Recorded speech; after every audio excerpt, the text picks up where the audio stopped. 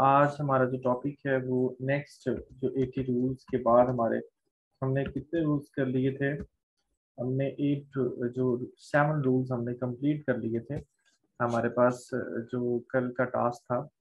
तो अभी हम जो नेक्स्ट हमारे रूल्स हैं ग्रामेटिकल एरर्स के, जिसमें वर्ब एग्रीमेंट हम कर रहे हैं और साथ में नाउन एग्रीमेंट के तौर पर काम कर रहे हैं। ठीक है, तो इसके बाद हम जो है ना वो अगले हम अपने रूल्स की तरफ चलते हैं। थोड़ा सा फास्टली हम काम करेंगे ताकि आप लोगों को, अच्छा एक मैं आपको फिर रिवाइज कर दूं कि जो हमारा ये सेक्शन है जो है करेक्शन के नाम से जाना जाता है।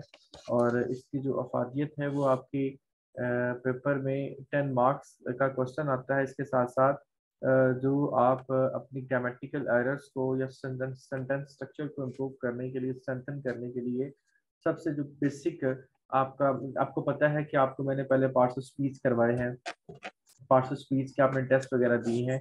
इसके बाद हम पार्ट्स ऑफ स्पीच की करेक्शन कर रहे हैं। ठीक है, और साथ में मैंने आपको प्रेसी का पैराग्राफ दिया था।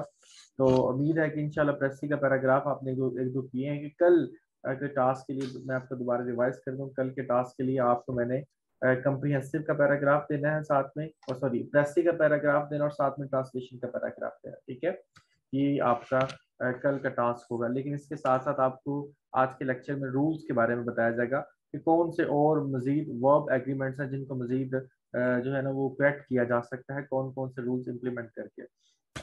ये देखिए हमारे पास नेक्स्ट हमारा जो रूल है वो ये कि रूल नंबर 9 है, plural verbs are required for many nouns that have no singular verb forms such as proceeds, goods, ashes, remains, credentials, premises. ये ऐसे जो हमारे पास नाउन्स हैं जो कि प्लूरल कहलाते हैं, लेकिन इनको जो है ना वो कभी भी एक्सीड नहीं किया जाता सिंगुलर नाउन के तौर पे। फॉर एग्जांपल यहाँ पे plural verbs are required for many nouns that are no singular forms. For example हम the proceeds of the magic show are to be given to the fund for us all this welfare. तो हमेशा जो proceeds है इसके लिए कभी भी हम सिंगुलर वर्ब इस्तेमाल नहीं करते, और ना द गुड्स के लिए इस्तेमाल कर सकते हैं। ठीक है, तो इनके लिए जो हम मतलब कि ऐसे वर्ड्स है, कभी भी गुड्स कभी भी गुड नहीं होता। अब देखिए ना, आपको पता है कि जो गुड होता है वो तो हमेशा कभी भी चीज की अच्छाई को साबित करने के लिए या किसी भी चीज को एक एडजेक्टिव प्रॉपर्टी देने के लिए इस्तेमाल किया जाता है। लेकिन जो गुड्स की बात की जाती है, गुड्स का मतलब ही सामान होता है।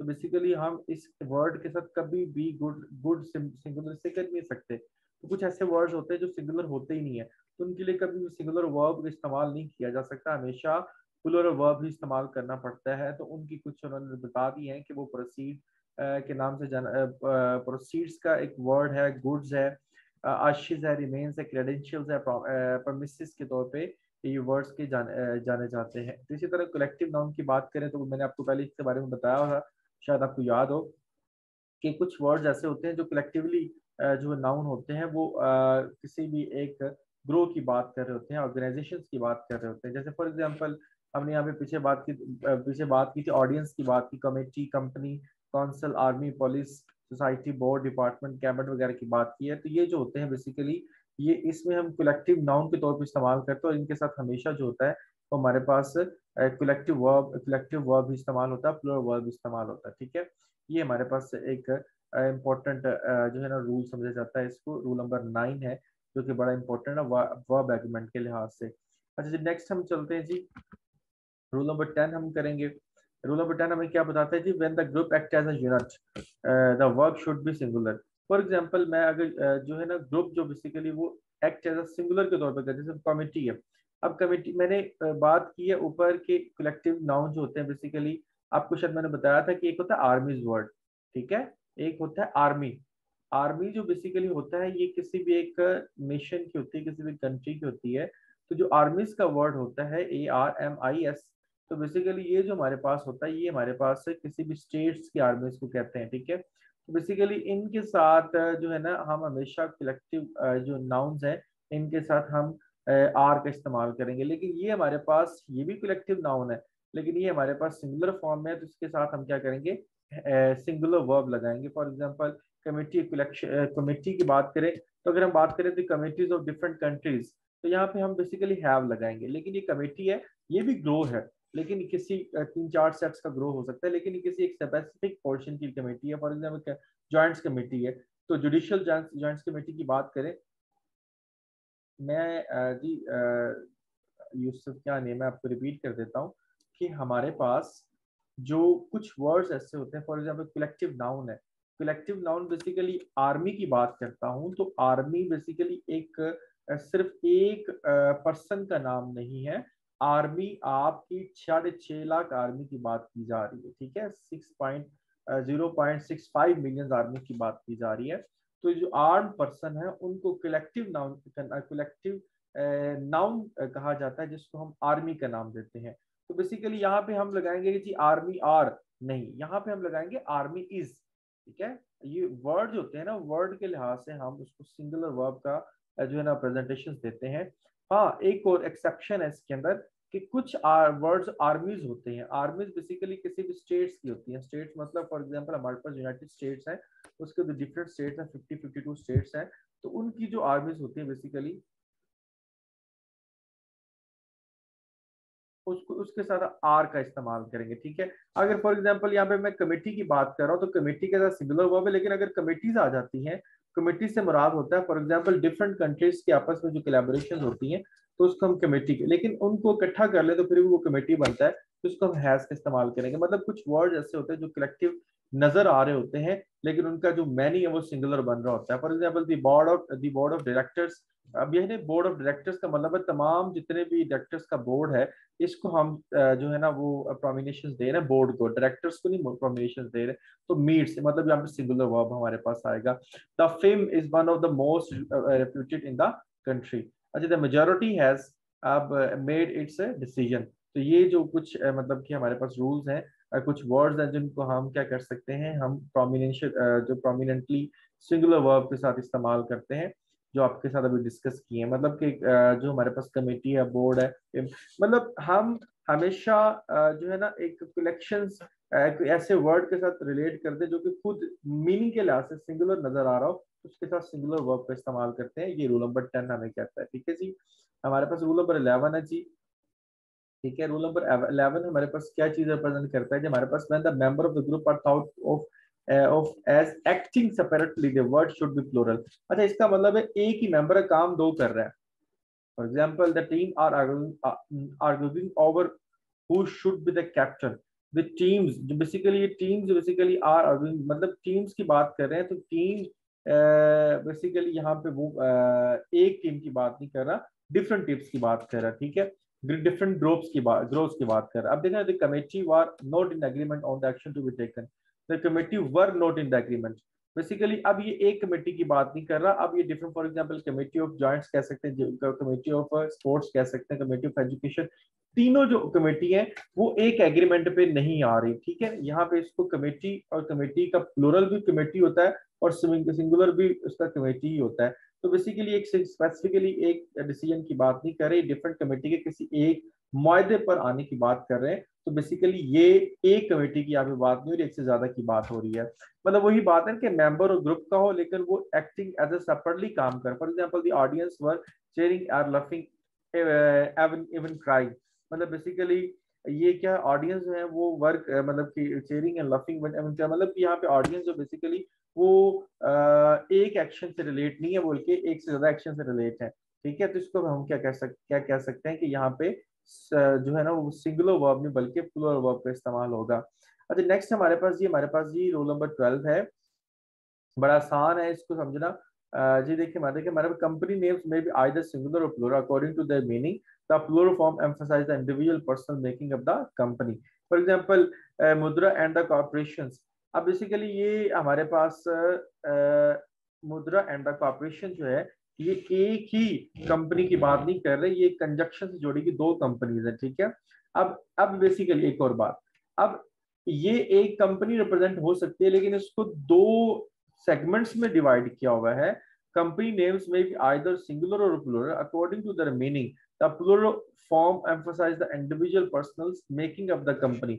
अब बेसिकली अब ये भी इंडिविजुअल है और ये भी इंडिविजुअल है, लेकिन इसको हमने कंजक्शन से जोड़ा हुआ है, जिसके साथ हम हैव लगाएंगे, ठीक है। तो यहाँ पे इसका दार जो है ना वो इस्तेमाल करेंगे। इट्स इस्तेमाल नहीं करेंगे इसी तरह। लेकिन अगर दी ऑयल कॉर्पोरेशन है, ये एक ही मीनिंग दे रही है, सिंगुलर मीनिंग दे रही है, तो इसका मतलब है यहाँ पे हम लगाएंगे इज लगाएंगे। फॉर एग्जाम्पल यहाँ पे हम लगाते हैं the oil corporation and refinery plants. अब यहाँ पे दो चीजें, the oil corporation and refinery plants are located in Nariman Point Mumbai. Basically अब एक ही मतलब कंपनी है लेकिन उसके काम दो है, the oil corporation and the refinery point. तो यहाँ पे रिफाइनरी या फिर प्लांट कह सकते हैं। तो यहाँ पे दो चीजों पर अगर रिप्रेजेंट करूंगा तो उसके साथ इज नहीं लगेगा बल्कि आर लगेगा। लेकिन अगर कंपनी किसी एक सेगमेंट्स को, किसी एक स्पेसिफिकली इंटरवल्स को डिफाइन कर रही है तो उसके साथ हम सिंगुलर वर्ब का इस्तेमाल करेंगे, प्लूरल का इस्तेमाल नहीं करेंगे। ये भी याद रखिएगा। फॉर एग्जाम्पल मैं बात कर रहा हूँ the school and the college, तो यहाँ पे the school and college are basically दो, एक ही बिल्डिंग है लेकिन उसके अंदर दो चीजें हैं, और स्कूल भी है कॉलेज भी है। लेकिन अगर मैं बात करूँ दी हायर सेकेंडरी स्कूल, तो बेसिकली अब वो हायर सेकेंडरी है, वो सिंगुलर एक ही नाम है, तो वहां पे इज लगेगा। लेकिन अगर मैं उसी स्कूल के साथ लगाता हूँ स्कूल एंड द कॉलेज, तो बेसिकली अब वो एक स्कूल के अंदर दो सेगमेंट्स को डिफाइन किया जा रहा है, तो वहां पे आर लगेगा, इज नहीं लगेगा। इसी तरीके से फॉर एग्जाम्पल मैं बात करता हूँ हमारे पास, अच्छा एक और चीज हमने पीछे पढ़ी थी कि एक ही पर्सन से रिलेट अगर वो उसको दो ओहदे हैं तो वहां पे हम इसका इस्तेमाल करते हैं, वहां पे जो रूल इस्तेमाल करेंगे वहां पे हम सिंगुलर वर्ब का इस्तेमाल करेंगे।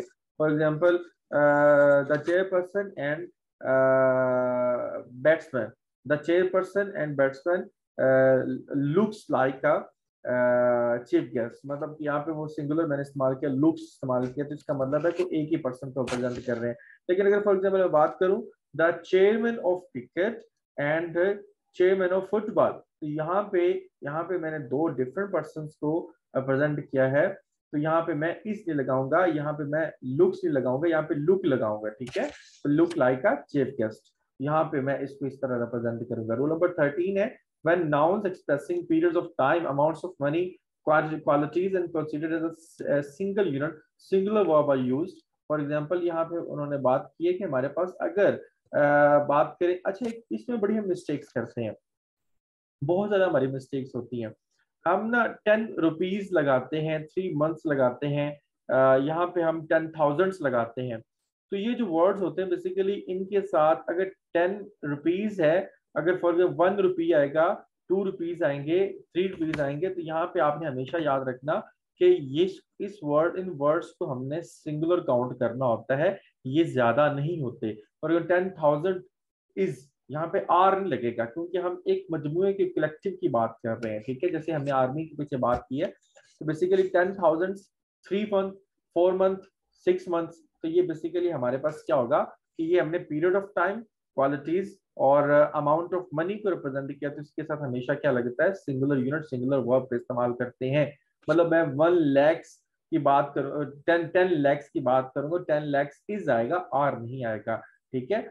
6 years की बात करूं, 6 years आर नहीं आएगा, 6 years इज आएगा, ठीक है। तो ये बात याद रखिएगा। कुछ हमारे पास जो ये एक मतलब कि स्पेसिफिकल एक्सेप्शन रूल है कि हम जब भी इसको याद करना पड़ेगा, पीरियड ऑफ टाइम की बात करें, हम अमाउंट ऑफ मनी की बात करें, हम क्वालिटीज की बात करें, तो हमेशा हम सिंगुलर वर्ब का इस्तेमाल करते हैं, हम प्लूरल का वर्ब का इस्तेमाल नहीं करते। ये आपने बहुत अच्छे से माइंड में रखना है कि हमारे पास 10,000 है, 50,000 है, तो वो बेसिकली इज है, आर नहीं है, वो एक कलेक्टिव अमाउंट की बात की जा रही है। अगर फॉर एग्जांपल 10 years है, तो इसका मतलब वो एक स्पेसिफिक टाइम की बात की जा रही है, तो वो ज्यादा प्लूरल फॉर्म में हम इसको प्रेजेंट नहीं करते। अच्छा जी, हमारे पास यहाँ पे रूल नंबर 14 है।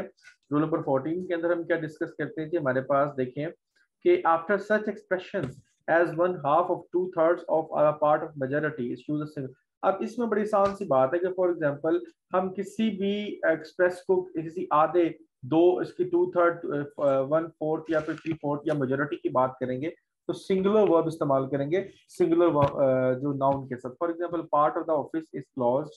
अब देखिए ना, पूरे ऑफिस के किसी स्पेसिफिकली पार्ट की बात की जा रही है, ठीक है। 2/3 of the mailing list has been typed, यहाँ पे हैव क्यों नहीं लगा? बेसिकली हम जब भी हम बात करें एक्सप्रेशंस की, जिसमें 1/2 की बात करें, 2/2 की बात करें, पार्ट मेजोरिटी, पार्ट ऑफ की बात करें, मेजोरिटीज की बात करें, तो उसके साथ हम हमेशा सिंगुलर लगाते हैं। Majority of 35 indicates his property popularity in the constituency। तो यहाँ पे भी हम क्या करते हैं कि मेजॉरिटी, 1/3, 1/2 एंड 1/4 की अगर बात करें तो इसके साथ सिंगुलर वर्ब को इस्तेमाल करते हैं। अच्छा जी, हमारे पास नेक्स्ट इसमें कुछ एक्सेप्शंस भी हैं। Use plural verb when the plural noun follows the, for example part of the walls. अब दीवारों के हिस्से आर टू बी प्लेंटेड। तो यहाँ पे बेसिकली देखिए हमारे पास, इसको मैं सिंपली इस तरह समझाऊंगा। आप यहाँ पे ना देखिए 2/3 ऑफ द मेलिंग। अब यहाँ पे मेलिंग है तो मेलिंग मेलिंग लिस्ट के लिहाज से हमने आज लगाया। अच्छा, इसके बाद अगर फॉर एग्जांपल अ मेजोरिटी एक सिंगल वर्ब, इसके साथ मैंने लगा दिया सिंगुलर वर्ब, इंडिकेट्स करता है ही इज पॉपुलर। लेकिन अगर फॉर एग्जांपल हम 2/3 ऑफ आवर वर्कर्स की बात कर रहे हैं तो बेसिकली यहाँ पे लिव नहीं लगेगा, यहाँ पे लिव लगेगा, क्योंकि सर जी यहाँ पे हमने जो हमारा रियल नाउन है, हमारे पास जो प्योर नाउन है हमारे पास प्लूरल है। जैसे फॉर एग्जांपल वर्कर है, तो इसी तरह अगर फॉर एग्जांपल हम बात करेंगे स्टाफ मेंबर्स की बात करेंगे तो इसके साथ भी हमारे पास प्लूरल वर्ब लगेगा, मतलब लिव लगेगा, लिव्स नहीं लगेगा। इसी तरह अगर अब देखें ना मेजोरिटी, मेजोरिटी ऑफ 300 इंडिकेट्स, मतलब कि एक 3500 की जो मेजोरिटी है वो इंडिकेट जाहिर करती है। लेकिन यहाँ पे majority of the staff members, अब यहाँ पे बेसिकली नंबर्स नहीं बताए हुए, यहाँ पे उन्होंने क्या हुआ है कि स्टाफ मेंबर्स की बात की हुई है, मतलब कि डिफरेंट लोग हैं, उनकी जो मेजोरिटी है लिव इन विलेज। यहाँ पे उन्होंने नंबर्स नहीं बताए हुए, यहाँ पे उन्होंने स्पेसिफिकली बता दिया है कि जो मेजोरिटी ऑफ स्टाफ में हमने जो मैंने कल जो बताया, आप इसको इस तरीके से भी कर सकते हैं, जो नियरेस्ट टू द हमारे पास नाउन होता है, नियरेस्ट नाउन होता है, उसके लिहाज से हम वर्ब का एग्रीमेंट देते हैं। फॉर एग्जांपल हमारे पास नियरेस्ट नाउन प्लूरल है, यहाँ पे नियरेस्ट नाउन हमारे पास लिस्ट है तो सिंगुलर आएगा। ये नियरेस्ट नाउन हमारे पास ऑफिस है तो हमारे पास इज आएगा, या ऑफिस से होता तो हमारे पास ये प्लूरल आता। तो आप इस तरीके से इसको कर सकते हैं कि जो नियरेस्ट वर्ब हमारे पास नाउन होता है, नियरेस्ट सब्जेक्ट होता है, उस सब्जेक्ट को भी हम इस्तेमाल करके हम नेक्स्ट बात इसकी कर सकते हैं। रूल नंबर 15 हम कर रहे हैं जी। रूल नंबर 15 के अंदर हमारे पास क्या है, expression of the number has a singular meaning and requires singular verb. तो अगर सिंगुलर मीनिंग वो दे रहा है तो सिंगुलर वर्ब इस्तेमाल करेंगे, whereas the expression number has a plural meaning take plural verb. Numbers of board, ये ऊपर वाली बात एक्सपेंड कर रहे हैं, बात वही है। The number of board members is very small. अब देखिए ना, for example the number of board members is very small. अब यहाँ पे नंबर्स नहीं है, यहाँ पे नंबर है। The number of board members मतलब कि बोर्ड के मेंबर्स के जो नंबर्स हैं वो बड़े स्मॉल हैं। अब फॉर एग्जांपल यहाँ पे लगता था नंबर्स ऑफ बोर्ड मेंबर, यहाँ पे एस लगा होता या फिर एस ना लगा होता, लेकिन यहाँ पे नंबर्स होता तो फिर आर लगता, ठीक है। नंबर ऑफ बोर्ड मेंबर्स, अब देखिए फॉर एग्जांपल एक और चीज यहाँ पे रिप्रेजेंट कर रहे हैं कि are number of board members, एक मिनट रुकिए, ये उन्होंने एक्सेप्शन में गलत किया हुआ है, टू एब्सेंट। यहाँ पे द एक्सप्रेशन नंबर है सिंगुलर मीनिंग का सिंगुलर वर्ब नंबर, यहाँ पे उन्होंने एक्सेप्शन में मिस्टेक की हुई है। ये देखिए हमारे पास, देखिए ये जी हमारे पास है, वो कह रहे हैं कि the number of board members is very small. The number of members, board members, यहाँ पे इन्होंने गलत किया हुआ है, ठीक है। यहाँ पे लगता है नंबर्स, ठीक है, यहाँ पे आपने नंबर्स लगाना है, नंबर नहीं लगाना, ठीक है। नहीं, वो स्पेसिफिकली वो तो आर्टिकल लग रहा है ना, हाँ स्पेसिफिकली आर्टिकल लग रहा है हमारे पास। देखें कि यहाँ पे हमारे पास द स्पेसिफिक की बात कर रहे हैं, एक हमारे पास ये भी फर्क हो सकता है, ठीक है। जब हम किसी भी स्पेसिफाइड को डिफाइन करते हैं तो वहां पे दा लगता है, लेकिन यहाँ पे दा लग रहा है जैसे बिल्कुल आर्टिकल का फर्क आ रहा है। कि अगर मैं बात करूँ द मॉस्क, अब द मॉस्क की बात करता हूँ तो मैं एक स्पेसिफिक मॉस्क की बात कर रहा हूँ, ठीक है। For example the mosque of Islamabad, अब बेसिकली एक स्पेसिफिकली इस्लामाबाद की मॉस्क की बात कर रहा हूँ। तो फिर अगर फॉर एग्जाम्पल मैं लगा दूं आ मॉस्क, आप मॉस्क लगाते हो तो इसका मतलब है मैं किसी एक स्पेसिफिक मॉस्क की बात नहीं कर रहा, मैं डिफरेंट मॉस्क की बात कर रहा हूँ, किसी भी मॉस्क की बात कर रहा हूँ। तो यहाँ पे हम द मॉस्क सिंगुलर एक स्पेसिफिकली एक की बात कर रहे हैं तो इसका मतलब है हम यहाँ पे सिंगुलर लगाएंगे। लेकिन अगर फॉर एग्जाम्पल हम मॉस्क की बात कर रहे हैं, मतलब हम डिफरेंट मॉस्क की बात कर रहे हैं, तो यहाँ पे हम प्लूरल लगाएंगे। ये हम इसमें डिफरेंशिएट इस तरीके से कर सकते हैं, ठीक है। कि मतलब अगर हम आर्टिकल की बात करें तो अगर दा लग जाता है तो स्पेसिफिकली हम स्पेसिफिक हो जाते हैं, और आज होता है बेसिकली आ और एन होता है, ये हम जनरलाइज करने के लिए इस्तेमाल कर सकते हैं। तो यहाँ पे हम जो हम वर्ब इस्तेमाल करेंगे वो हमारा क्या है, वो हमारे प्लूरल होगा। ठीक है, तो इसको आप बहुत बहुत बेहतरीन तरीके से समझ सकते हैं कि स्पेसिफिकली अगर फॉर एग्जांपल द बुक, अगर द बुक की बात करें तो किसी स्पेसिफिक बुक की बात की जा रही है। आ बुक की बात करें तो आ बुक एंड द लाइब्रेरी, मतलब अब जो आ बुक्स है मतलब कोई भी एक बुक हो सकती है, कोई किसी एक स्पेसिफिक बुक की बात नहीं बल्कि जनरलाइज बात की जा रही है आ बुक। या फिर हम ये भी कह सकते हैं बुक्स, आ बुक की जगह पे बुक्स पे लगा सकते हैं, तो वो भी सिमिलर जो है ना वो पार्टिसिपेशन सिमिलर जो हमारा मीनिंग है उसके साथ वो कोरिलेट करेगा। अच्छा जी, हमारे पास नेक्स्ट है जी, ये बच्चा था जिसने मुझे अभी किया है मैसेज, मैं उसका देख लूँ वो कौन है, एक मिनट। क्या जी, नजम है, ठीक है नजम, गुड। अच्छा जी देखिए हमारे पास in the in sentence containing the word of one of the verb is chosen as follow। For example हमारे पास जो sentence containing the words one of, अगर फॉर एग्जाम्पल वन ऑफ का वर्ड आता है स्पेसिफिकली यहाँ पे बात, अच्छा ये एक करेक्शन आई हुई है 2009 के पेपर, 2010 और 9 के पेपर में आई हुई है कि अगर वर्ड्स वन ऑफ आता है, ठीक है, तो उसके साथ हम क्या करते हैं, हम सिंपली जो चूज करते हैं इसको नीचे मजीद मॉडिफाइड भी किया गया, तो हमारे पास ए इसके दो तरीकाकार है इसको प्रेजेंट करने के। In simple form one of और one of the a singular verb is used. आगे क्या है, sentence containing phrase one of those who, one of the things that, मतलब कि अगर वन ऑफ जुड़ा है सिंगुलर वर्ब के साथ तो या फिर हमारे पास प्लूरल के साथ जुड़ा हुआ है। अगर वो वन ऑफ दूस की बात करें, वन ऑफ थिंग्स की बात करें तो हमारे पास वो वर्ब आएगा, प्लूरल आएगा। अगर फॉर एग्जांपल वो जस्ट वन ऑफ सिंगुलर की बात कर रहे हैं, वन ऑफ द सिंगुलर की बात कर रहे हैं स्पेसिफिकली, तो हमारे पास सिंगुलर वर्ब आता है हमारे पास। For example one of the reason, one, अच्छा आप एक और बात यहाँ पे, one of the reasons for his demotions in his is his carelessness, ठीक है। One of the pens is missing from the desk, मतलब इन पेन में से एक पेन जो होता है वो डेस्क में से मिसिंग है।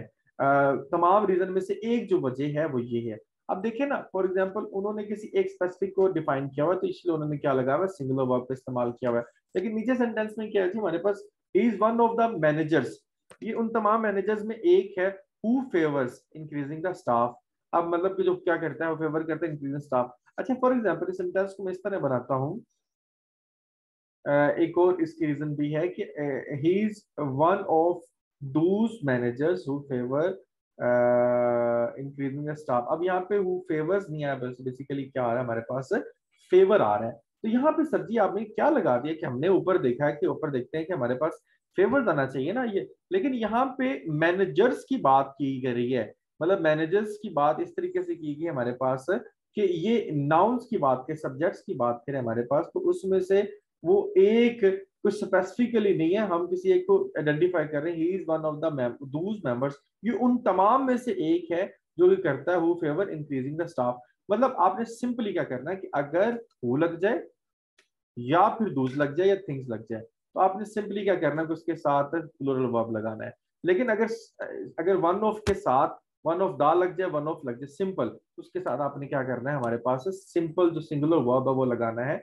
लेकिन वन ऑफ दूज या वन ऑफ द थिंग्स, तो इसके साथ आप क्या लगाएंगे, प्लूरल वर्ब लगाएंगे। ये आप याद रखें, देखिए ना यहाँ पे लगा वन ऑफ दूज, तो यहाँ पे इसका मतलब है प्लूरल वर्ब आएगा। अगर for example one of the things, तो यहाँ पे हमारे पास क्या आएगा, प्लूरल वर्ब आएगा।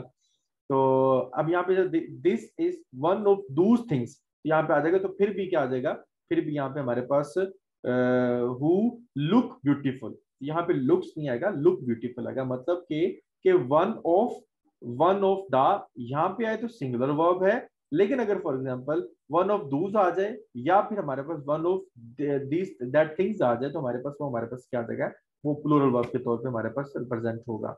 अच्छा जी, इसको हमने मॉडिफाइड कर लिया है। अच्छा जी, आपसे रिक्वेस्ट एक और है कि आप जो है ना इसको लिखा भी करें साथ साथ, ठीक है, आप साथ लिखा करें और साथ में कोशिश किया करें कि इन सेंटेंसेस को आप रिवाइज किया करें। अच्छा एक और इसके अंदर एक्सेप्शन है, एक्सेप्शन हम आगे नीचे पढ़ लेते हैं। फेवर फेवर एग्री विद दूस, मतलब कि ये प्लूरल है तो दूस के साथ आएगा।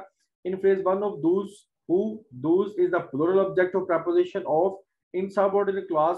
अच्छा क्लॉज और फ्रेज के बारे में आपको मैं आगे इंशाल्लाह पढ़ाऊंगा, क्लॉज क्या होता है, फ्रेज क्या होते हैं और सबऑर्डिनेट क्लॉज क्या होता है।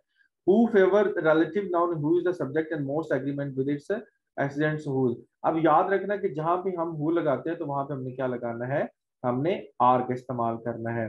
ठीक है, फॉर एग्जाम्पल हु के साथ हमने क्या इस्तेमाल करना है, आर का इस्तेमाल करना है। ये हम जहां भी, ये एक बहुत बड़ी मिस्टेक हम करते होते हैं हमेशा हमेशा।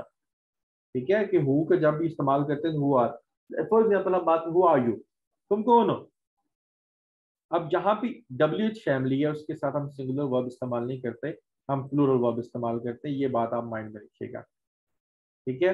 हाँ, अगर फॉर एग्जाम्पल पैसिव वॉइस में चला जाता है तो हम अपनी उसी चीज को मेंटेन रखते हैं। फॉर एग्जाम्पल हमने डिड के साथ लगाना होता है, वॉस लगाना होता है, तो वहां पे वॉस नहीं, वर नहीं करते, वहां पे वॉस करते होते हैं। तो यहाँ पे हम देखें, however when only proceed one of those, यहाँ पे those की बात करें तो हमारे पास जो है ना सिंगुलर वर्ब यूज, मतलब however when only precedes on one of, और one of those की बात करो तो यहाँ पे हमारे क्या आ जाएगा, वर्ब यूज होगा। रिमेश इसको, ये एक्सेप्शन की केसेस है, ये बहुत कम उठाते हैं एग्जाम में, ये बहुत कम उठाते हैं हमारे पास। ठीक है जी। अच्छा, जिसके बाद हम नेक्स्ट रूल नंबर 17 की तरफ चलते हैं जी। हमारे पास,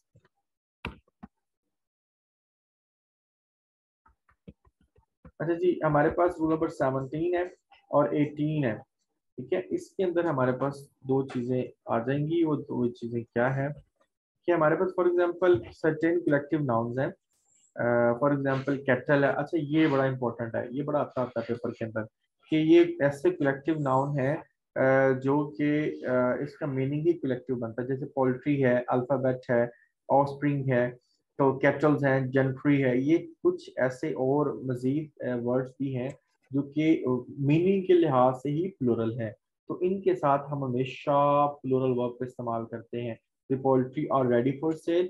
There 26 alphabets in English. The cattle are, अच्छा ये आया हुआ है पेपर के अंदर, the cattle is grazing near the canal, या ये बेसिकली करेक्शन आई थी, the cattle is grazing। तो basically cattle is collective noun है। इसके साथ हम इज नहीं लगाते बल्कि क्या लगाते हैं, और लगाते हैं।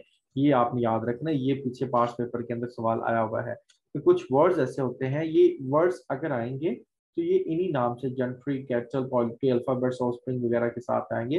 तो आपने इनके साथ हमेशा क्या लगाना है। अच्छा, ये कोरिलेट कर रहा है हमारे पास ऊपर वाली जो आर्मी की बात की थी ना हमने, उसी से आर्मी होगी, कमेटी होगी, इस तरीके से इसको कोरिलेट करते हैं कि उसी सेंटेंसेस में इसको हम बना सकते हैं। अच्छा जी, हमारे पास रूल नंबर 18 है।